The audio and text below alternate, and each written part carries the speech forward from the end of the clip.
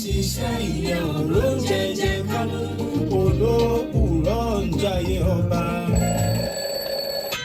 Aago méje ti lù.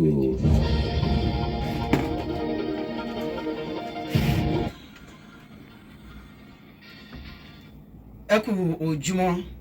Gbòógì ìròyìn rèé láti ìkànnì Lásgidi 90.1 FM. Samuel Ògúnlékè ni oníròyìn. Ṣáájú ẹ gbọ́ àwọn kókó tó jẹyọ nínú ìròyìn fún tàárọ̀ yìí. PENGASSAN NUPENG iná ni wọ́n ti kọ ìgbésẹ̀ ìjọba àpapọ̀ láti yọwọ́ kílàńkó rẹ̀ díẹ̀ kúrò lẹ́ka epo rọ̀bì àti afẹ́fẹ́ gáàsì.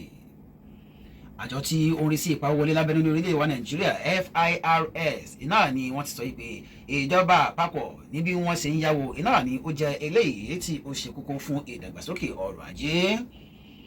Bákan náà báńkì àpapọ̀ orílẹ̀-èdè wa Nàìjíríà CBN náà ni ó ti mú àdínkù bá èlé eléyìí tí ó ń bẹ lórí ẹ̀yáwó láti ìdá 17% kó àrùn sí ìdá 17%.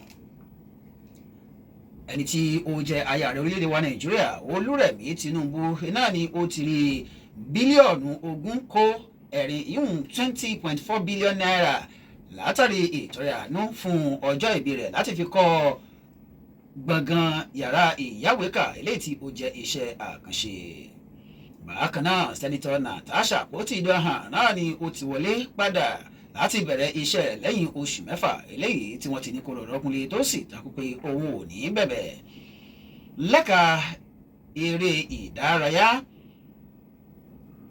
Alexander Isaac náà ni ó ti ṣe bẹ́ẹ̀ tí ó ti gbá góò àkọ́kọ́ rẹ̀ wọlé fún ikọ̀ Liverpool eléyìí tí ó ṣe bẹ́ẹ̀ tí ó fi mú kí ikọ̀ ọ̀hún kí ó jáwé olúborí pẹ̀lú àmì ayò 2-1 níwájú ikọ̀ Southampton.